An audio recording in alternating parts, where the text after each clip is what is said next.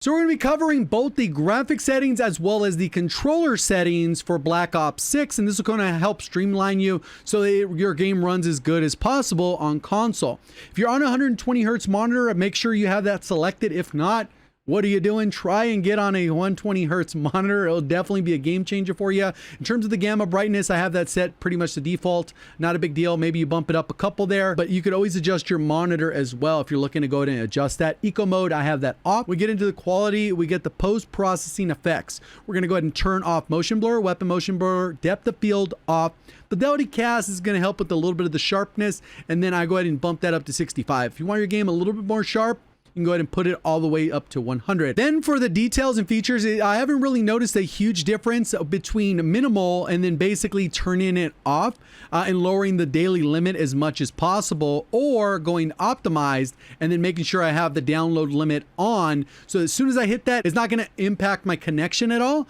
And I'm not sure which one's better. I've tried both and I didn't really notice a difference. Both ran well. So try whichever. It might be based on your internet, but basically making it so it caps out so you're not doing that constantly. Then view, I go ahead and use the motion blur preset off in accessibility solutions. Field of view, we go ahead and go with 107.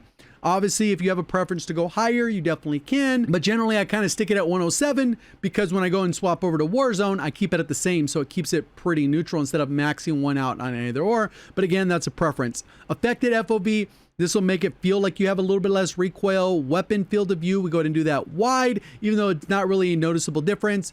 Third person really doesn't matter in this, but I max that one out. Field of view for the vehicle, wide, even though we're not really using vehicles. Least, and then the camera movement on that, we'll go ahead and go least as well. Third person ADS, and then obviously if we do want to go that route, and then off. And you can see if you want to go ahead and play around with your FOV, one of the tools that this gives you is the favorite option. So you can go ahead and star whichever one you're going to go ahead and play around with. So for this one, I've done it with FOV, and I've pretty much left all the other ones alone. It brings us to the interface, and they've actually added a ton of features with the interface. We get the visual support preset. I turn that off so that we can go ahead and change the stuff. If you want the tooltips off, you can go ahead and turn a lot of those on. I leave them default in case maybe I read something that's important, but in general, I generally have those off. You can skip the kill cam if you want to be a little bit faster, but one of the most important ones is the latency and packet loss on, so you can see if something's going on with your game over time. Clock, if that matters, and the connection meter is just a visualization of the packet loss and server latency, so it's not really worth it to kind of cover up your screen within a public match. In terms of readability, you can make the text bigger if you want to go ahead and zoom in and all that stuff, depending on the mode you're playing. Overall, I don't care too much. I leave that mostly default. And where you get your game graphically looking like it pops is really in this color customization section, which this is the one I would make sure you're starring. So you can see I've starred that there. You could change any of these color blindedness settings if you do struggle with color blindedness or you just like the way it looks. But the most important part, in my opinion, is going down to the color filter settings and then changing the color filter to filter 2, and then making sure you're doing the color filter target for both, and then bumping the intensity all the way to max, and that'll help give your game a little bit more vibrance and color. Gameplay HUD. Safe area, I normally bring this in. As you can see there on the different variables, you can actually push this out further. But normally what will happen is as I bring this in, it's a little bit easier to look at the mini map, look at my ammo, kind of see what's going on, still seeing what's on my screen, and then we go ahead and make sure that's applied. There are several HUD presets.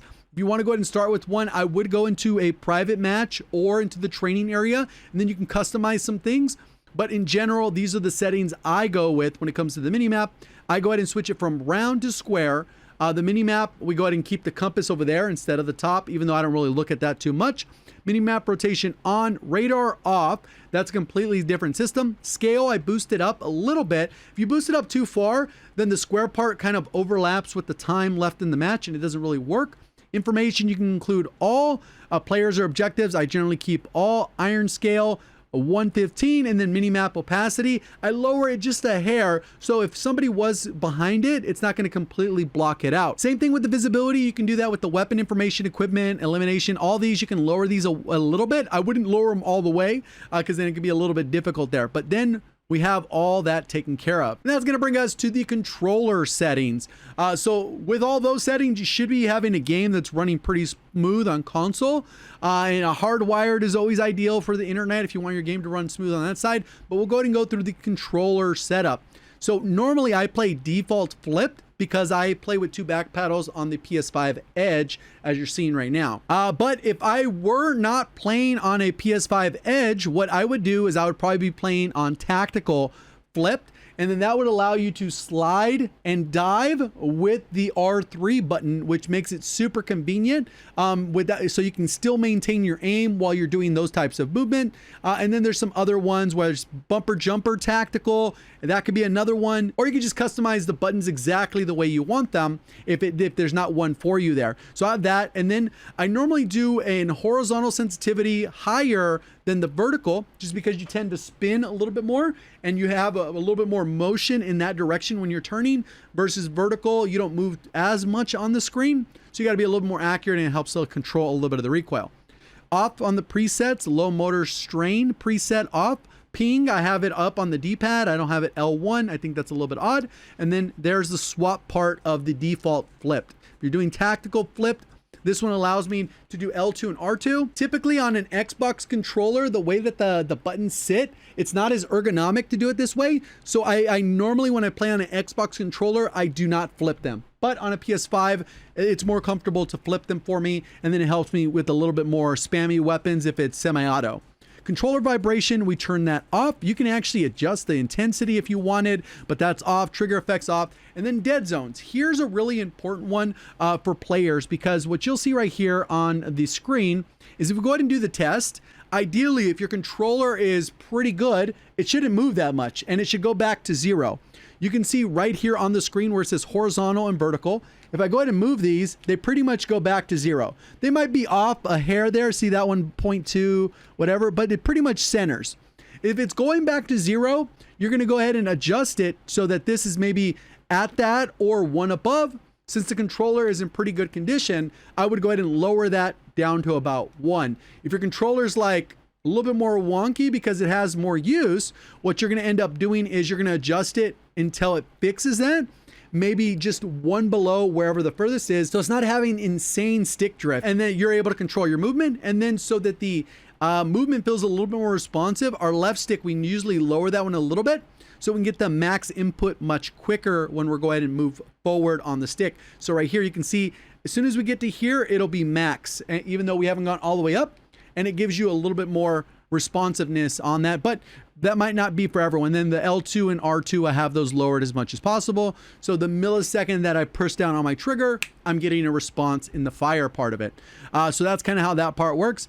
In terms of this one, I've favorited the horizontal and vertical. If you want to try different stick layouts, you can definitely do that one as well. Aiming. Normally, we would leave everything kind of as is, and they kind of hid the ADS sensitivity multiplier in with these other ones. So this is the normal ADS sense that you have. I normally play anywhere between 0.8 to 0.9, and this gives you additional slowdown when you aim down sight, and it can help to be a little bit more accurate, especially at medium to long ranges. And you kind of adjust with this so you get that little bit of a snap aim. And I'll do a guide on kind of how to find the right sensitivity in the near future. If you're interested in that, make sure you comment that down below, or like, or whatever, any of those types of things, or subscribe so you'll be able to find your way back for that video. But pretty much that's kind of how I lower it. Some people play with it at 1, and that's perfectly fine too. These different things are preferences, and this is kind of what I've been accustomed to over the years, especially since I use control freaks and always have. It's difficult for me to play without them as long as I've been using them. So that's kind of how that part works. Aiming advanced, they've gone and hit another thing in here, which is the aim response curve. I play on dynamic. We've been playing for a while. Before, we used to have it where you had a couple different options on sensitivity as well with the precision, Black Ops. They've eliminated all those, and we only have one aim assist setting, which allows it to make it super simple. And then the response curve, again, this one's preference. A lot of people generally have leaned towards dynamic for quite a while. Whether that gives you extra aim assist or not, we'll figure that part out. But the target aim assist is on.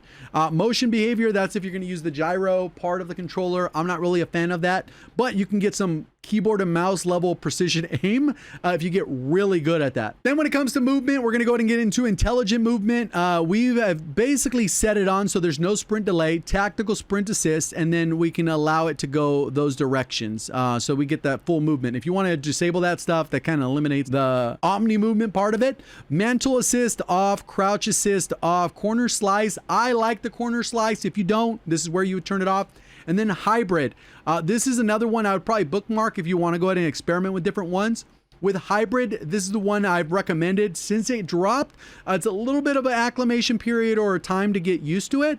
But in general, once you do, it pays off because your movement will be much smoother. You'll be able to slide and dive basically instantaneous without the delays that are normally going to be associated with the different options. So obviously if you put it tap to slide, then you would have different options on delays here and you'll get closer to hybrid, but hybrid just solves the problem and that gives you the most responsive slide and dive. And that's probably the most important part. You just got to get used to it.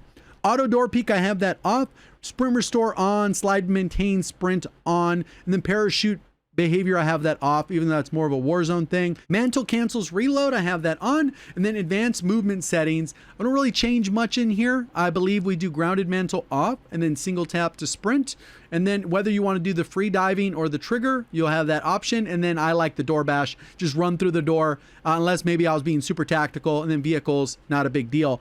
Combat, aim down sight, we use hold. ADS melee, hold melee, apply all for the armor plates. Detonation, you can do all at once or one at a time, usually all at once. If you double press the reload button, it should blow up the first one. So you do get the option still to have them blown up independently. Equipment behavior, hold. Manual fire behavior, we do press. And that's pretty much how that part works. And then combat advanced. We don't really do too much with this. Directional up is the ping. You could cycle streaks if you wanted to do that as well if you're not going to utilize the ping. Instead of having to hold on your streaks to go ahead and pick which one you want to use before you do that. Weapon exit mount, short delay, interact, behavior. I do tap to reload when it comes to multiplayer. When it comes to Warzone, we usually do prioritize interact. So that's allows you to open the crates faster and then stuff like that. But this streamlined. Cancel, sprint cancels reload off, ADS stick swap off, depleted ammo switch on, and then prioritize finishing move over the body shield. I don't plan to do much body shield, so I kind of have it set up that way. And then overlay advanced setting, I left those completely default. So these should be the exact same as yours. And then when we go to our quick settings, you can kind of see the different settings I've favorited. And these are the settings that I've set aside. So if I want to go ahead and experiment and try different things out, I can go ahead and have them in the quick settings favorited options. Hopefully you enjoyed the video. Appreciate all the support. Thank you for watching. As always, have a great day.